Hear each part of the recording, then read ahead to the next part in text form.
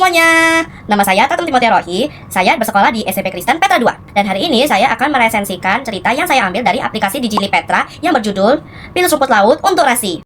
Cerita ini dibuat oleh Nabila Adani yang diterbitkan oleh Kementerian Pendidikan, Kebudayaan, Riset, dan Teknologi pada tahun 2022, ukuran 17,5 x 25 cm dengan 64 halaman menggunakan bahasa Indonesia dengan nomor ISBN 978 603 244 9430. Nabila Adani adalah seorang penulis buku. Ia menulis berbagai kisah yang menarik dan banyak anak-anak yang suka pada kisah yang dibuat oleh Nabila Adani. Ia tinggal di Jakarta, Indonesia. Nabila Adani belajar desain produk industri di Institut Teknologi di Bandung dan lulus pada tahun 2013. Sebelum pindah ke Amerika Serikat untuk belajar mengilustrasi buku anak-anak, ia bekerja sebagai desainer produk di Jepang dan Indonesia. Nabila Adani mempunyai kelas seni di Jakarta. Berkarya adalah hobinya. Cerita Pinus Rumput Laut untuk Rasi dimulai dari seorang anak perempuan yang sopan dan ceria bernama Berli. Ia sedang menyiapkan perlengkapan sekolahnya. Hal yang paling ia suka lupa dibawa. Namanya Pinus Rumput Laut Balacan. Berli hampir tinggal membawanya. Jajanan tersebut merupakan produk favorit di toko andalan. Toko milik orang tua Berli yang ada di Belitung. Toko andalan berspesialis dalam memproduksi dan menjual makanan dan camilan olahan dari rumput laut. Pinus Rumput Laut Balacan ini kalau digigit bunyinya rasanya enak sekali dan tidak terlalu pedas.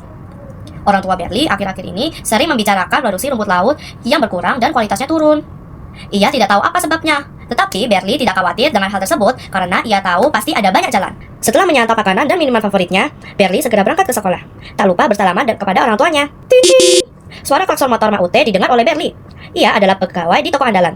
Mak Ute bersiap-siap mengantar Berli ke sekolah. Sekalian juga mengantar barang toko ke distributor dan pelanggan.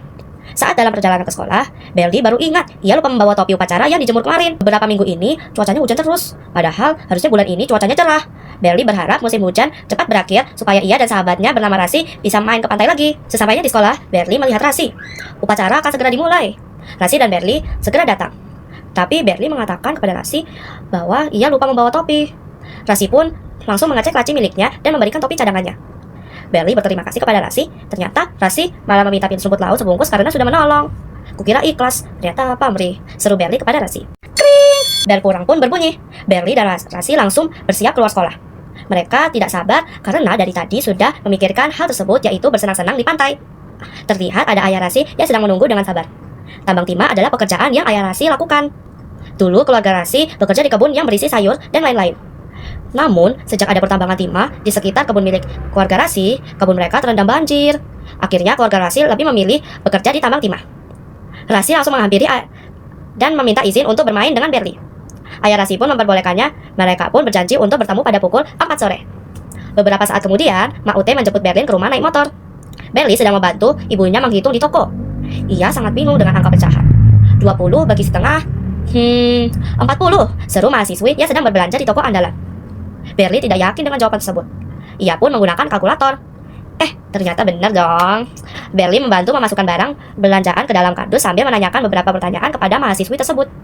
Setelah Berli selesai memasukkan barang ke dalam kardus, ia langsung memberikan kepada kakak itu. Berli, seru Rasi yang memanggil Berli. Berli pun meminta izin kepada ibunya untuk bermain di pantai dengan Rasi.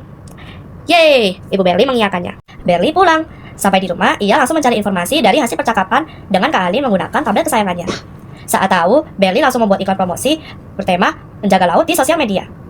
Mak Ute juga membantu, tapi hasilnya kurang menarik. Pengikut Berli masih sedikit. Ia pun mempunyai ide, yaitu stop tambang timah. Tidak sesuai ekspektasi karena Berli justru mendapat hujatan di sosial media. Di sekolah pun saat dia ingin cerita ke Rasi pun marah karena postingan tersebut dan menjauhinya karena ayahnya bekerja di pertambangan timah. Berli ingin menghapus akunnya, tetapi ia terkejut begitu banyak hal positif yang ada di akun itu. Semangatnya bangun lagi dan akhirnya memutuskan untuk memposting tentang snorkeling. Rasi menyukai postingan tersebut. Akhirnya Berli memutuskan untuk meminta maaf kepada Rasi. Rasi juga meminta maaf karena terlalu berlebihan dan akhirnya mereka akrab dan berteman kembali. Kelebihan dari cerita tersebut adalah cerita Pinus Rumput Laut untuk Rasi ini memiliki banyak ilmu dan hal positif. Yang kedua, memberikan edukasi pentingnya untuk menjaga, sayangi, dan peduli pada laut. Kekurangan yang didapat dari cerita Pinus Rumput Laut untuk Rasi adalah ada beberapa kata yang jarang diketahui. Contoh, kata balacan. Balacan itu artinya terasi khas Belitung. Banyak orang yang tidak tahu kata balacan. Yang kedua, cerita Pinus Rumput Laut untuk Rasi ini hanya memiliki satu alur. Saya merekomendasikan cerita Pinus Rumput Laut untuk Rasi ini karena ceritanya sangat edukatif dan menarik. Cocok dibaca oleh anak-anak berusia 6 tahun sampai seterusnya. Cerita ini mengajarkan kita untuk menjaga keseimbangan di bumi, sayangi laut, stop tambang timah, persahabatan, dan lain-lain. Selamat membaca semuanya!